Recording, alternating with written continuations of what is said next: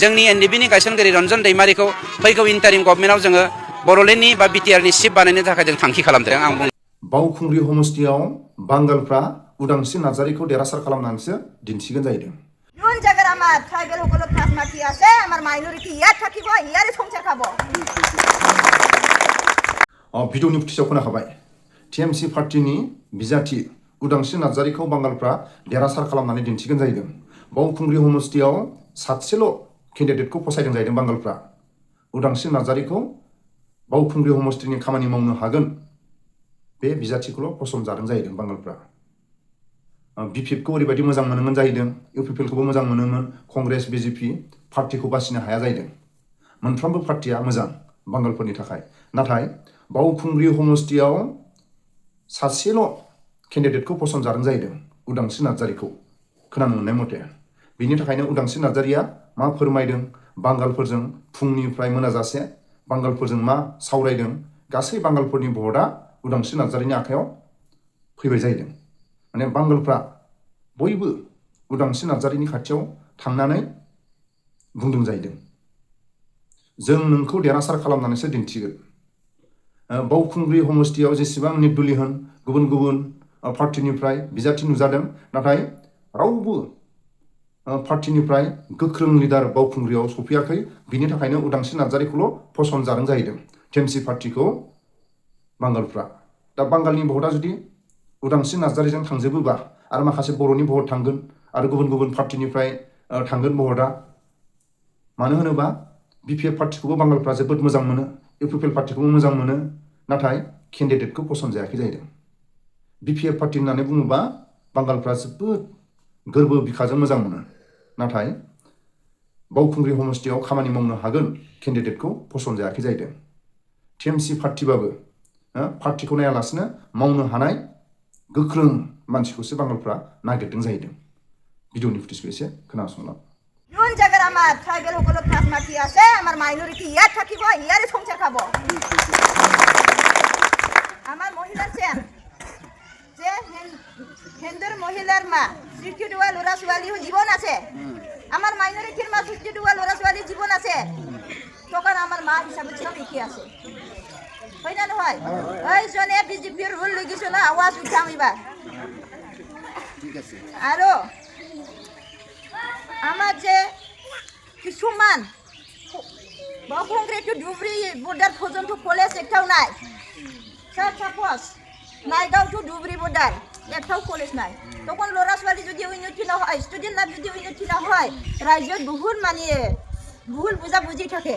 যিমান student life press হয়, education যিমান আগবাঢ়ি যায়, আমাৰ ৰাজ্যত বুজাবুজি ভাল থাকে, হয় না নহয়? আৰু এৰিয়াটো ডেভেলপ হয়।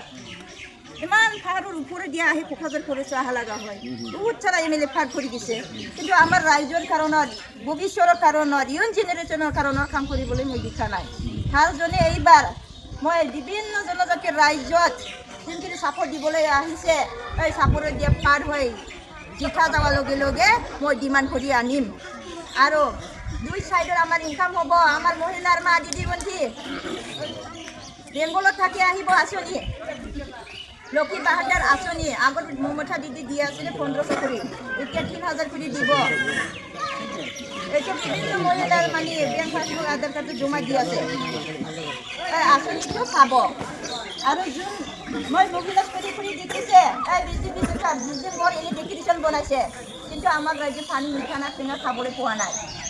কিন্তু বেংগলত থাকি মমতা দিদি ঘৰে গলি গলি দমকল দিছে।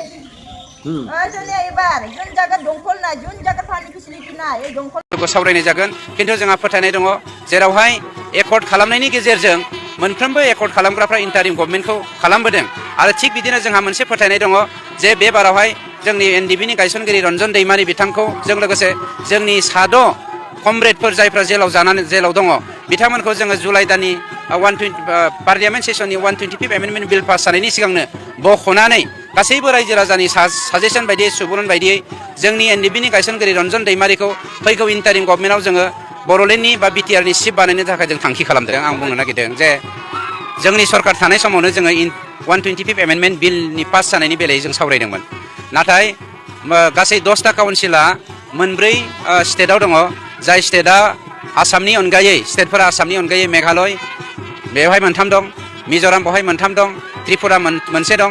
बे मोनस्नि काउन्सिलनि मोनथाम स्टेटआ हेफाजाब होयैनि जाहोनाव जोंनो हम मिनिस्ट्रिया साजेसन होनाय बायदियै सुबुरुन होनाय बायदियै जोङो दुलाराय बर' फरायसा आफादनि बानजायनायाव आरो दैदेननायाव जोंनि माखासे इन्टेलेक्सुवेलफोरजों साजेसन लानायनि गेजेरजों जोंनि सरकारनि समावनो जोङो मोनसे प्रप'जाल हरनाय जादों जे बिटिआरनि एकर्डआ जेरावहाय आसामाव जादों, आसामाव जानायखायनो जोङो बाखि मोननै डिमा हासाव आरो कार्बि आंलंखौ लाफानानै बर'लेण्ड बे मोनथामजों 125 एमेन्डमेन्ट बिलखौ पास खालामनाय जाथों होननानै बाथ्रा होनाय लेखा बेखौ फैगौ जुलाइ दाननि गोलोम बोथोरनि पार्लियामेन्ट सेसनाव भारत सरकारा एमेन्डमेन्ट खालामनानै थामहिनबा 125 एमेन्डमेन्ट बिलखौ पास खालामनायनि गेजेरजों बेवहाय इन्टारिम लाबोनाय जागोन ना गभर्नर लाबोनाय जागोन बे बुस्थुखौ सावरायनाय जागोन। खिन्थु जोंहा फोथायनाय दङ जेरावहाय एकर्ड खालामनायनि गेजेरजों मोनफ्रोमबो एकर्ड खालामग्राफ्रा इन्टारिम गभर्नमेन्टखौ खालामबोदों आरो थिग बिदिनो जोंहा मोनसे फोथायनाय दङ जे बे बारावहाय जोंनि एनडिबिनि गायसनगिरि रन्जन दैमारि बिथांखौ जों लोगोसे जोंनि साद'